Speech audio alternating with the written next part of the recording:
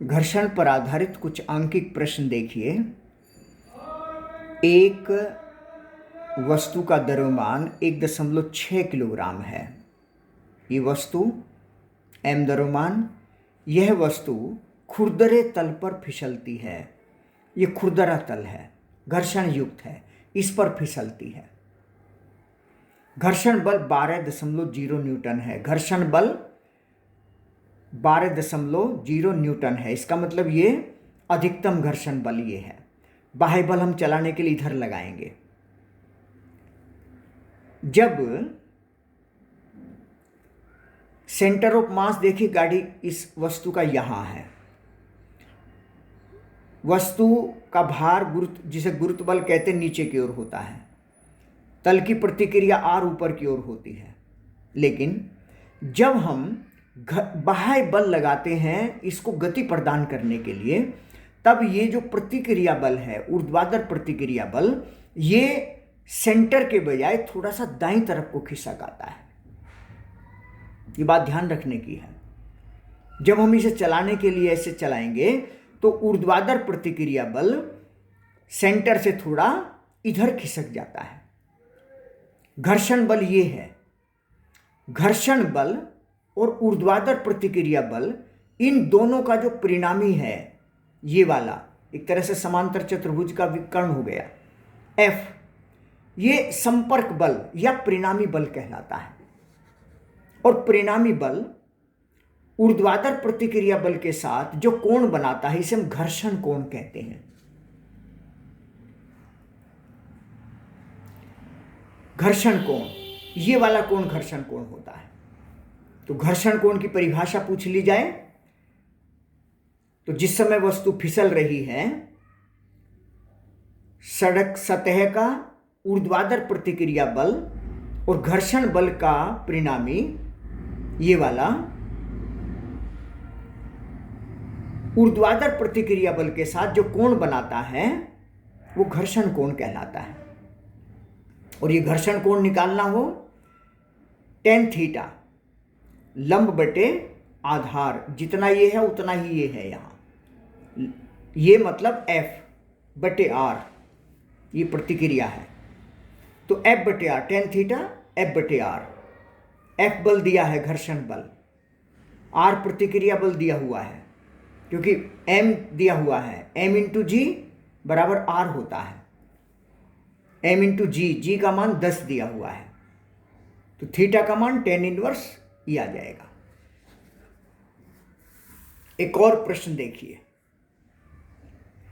M द्रव्यमान का एक गुटका 30 डिग्री कोण पर झुके नथ तल पर G/4 त्वरण से नीचे की ओर फिसल रहा है। देखिए सतह ये क्षैतिज है, ये 30 डिग्री कोण पर आनत तल है। आनत तल, M द्रव्यमान, M इंटू G, प्रतिक्रिया R ऐसे, थीटा वाली दिशा का घटक mg cos थीटा, इसके लंबवत mg sin थीटा, और कह रहा है G/4 त्वरण से नीचे की ओर फिसल रहा है। नीचे की ओर फिसल रहा है, और जब नीचे की ओर फिसल रहा है G/4 त्वरण से, जब नीचे की ओर फिसलेगा तो घर्षण बल ऊपर की ओर लगेगा। नीचे की ओर फिसल रहा है, त्वरण से फिसल रहा है। अब स्थैतिक घर्षण गुणांक नहीं, गतिक घर्षण गुणांक म्यू के लिया जाएगा। इधर फिसल रहा है तो घर्षण बल ऐसे लगेगा। और अब देखिए ध्यान से, इस दिशा में बल लगा है mg sin थीटा, विपरीत दिशा में है F, तो mg sin theta minus F is equal to mg/4, क्योंकि इस दिशा में गति है, इस दिशा में त्वरण है। This minus this is equal to this, force, net बल। तो यहां से कैलकुलेट करके हम F का मान निकाल लेंगे, घर्षण बल का मान निकाल लेंगे। अगर घर्षण बल पूछा गया है तो इसका मान ये आ जाएगा।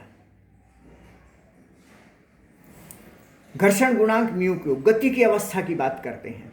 गति की अवस्था में F बराबर म्यू के इंटू आर होता है, mu K M G cos theta, R तो ठीक इसके बराबर होगा M G cos theta.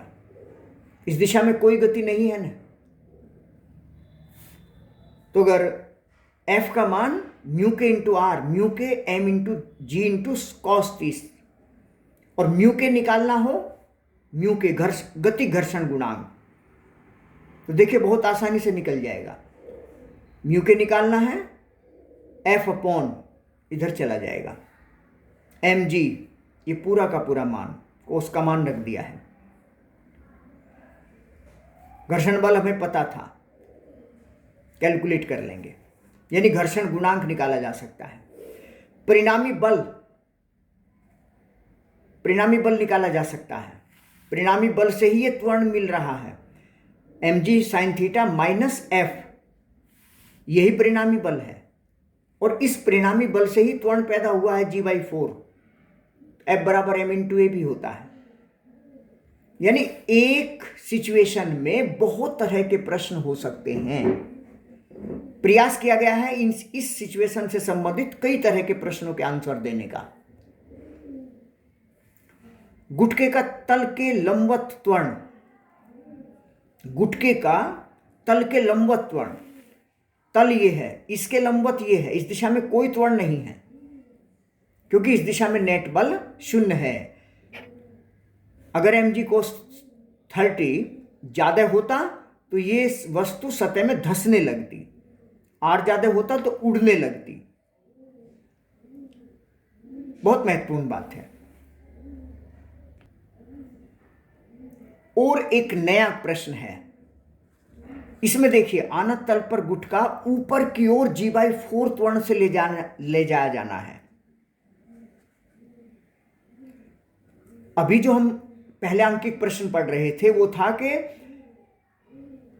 G/4 त्वरण से ऐसे फिसल रहा है, लेकिन अब हम कह रहे हैं कि G/4 त्वरण से ऊपर की ओर ले जाया जाना है, इस दिशा में ले जाना है।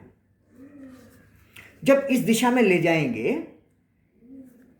तो घर्षण बल पीछे की ओर लगेगा,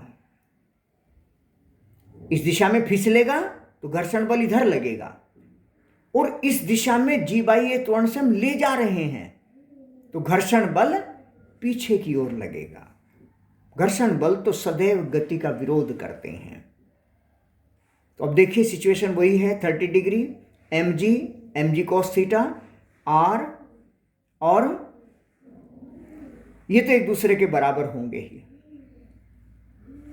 G/4 त्वरण से इधर ले जाना है तो हमें ऊपर की ओर बल लगाना पड़ेगा, परिणामी बल F लगाना पड़ेगा, एक F बल लगाना पड़ेगा, और ये पीछे की ओर है mg साइन थीटा, mg का थीटा वाली दिशा का घटक mg cos थीटा, इसके लंबवत mg साइन थीटा। तो अब देखिए ये बल हटा दिया हमने, ये 2 हो गए, ये से कैंसिल हो गया, केवल ऐसे गति हो रही है। F बल हमें लगाना पड़ेगा इधर, जब G/4 त्वरण से ये ऊपर जाएगा। और देखिए mg साइन थीटा इधर लगा है आनत तल के कारण, घर्षण बल इधर लगा है, तो इसमें से ये घटाकर इधर बचेगा। ये मेन बात है, मतलब F minus mg sign theta minus F बराबर m इंटू G/4। बिल्कुल सीधी इक्वेशन हो गई।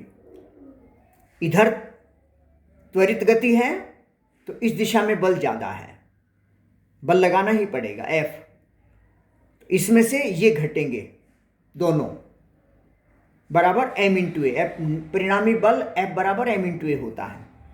तो F माइनस दिस बराबर m इंटू G/4। इस सिचुएशन के लिए ये इक्वेशन हो गई। बस यही मेन चीजें हैं। अगर कहीं दिया हुआ नहीं हो कि ये म्यू एस है, ये म्यू के है, तो फिर म्यू को ही हम म्यू एस और म्यू के मानकर चला जाएगा। यानी अगर स्थैतिक घर्षण गुणांक, गति घर्षण गुणांक अलग अलग नहीं दिए हुए हैं, जनरली म्यू के स्मॉल देन म्यू एस होता है। जब तो कोई वस्तु ठहरी हुई है स्थैतिक घर्षण बल ज़्यादा होता है, जब गति प्रारंभ हो जाती है तो स्थैतिक घर्षण गुणांक गति घर्षण गुणांक हो जाता है और म्यू के का मान कम होता है म्यू एस से। इसी तरह से एफ के का मान कम होता है एफ एस से। और अगर गतिक और स्थैतिक की बात नहीं कही गई हो गुणांक के संबंध में, तो हम मानकर चलेंगे कि दोनों बराबर हैं। गति घर्षण बल, स्थैतिक घर्षण बल, गति गुणांक, स्थैतिक घर्षण गुणांक, ये दोनों आपस में बराबर हैं, ये दोनों आपस में बराबर हैं, अगर अलग अलग नहीं कहा गया है। अच्छी तरह से इन आंकिक प्रश्नों को तैयार कीजिए।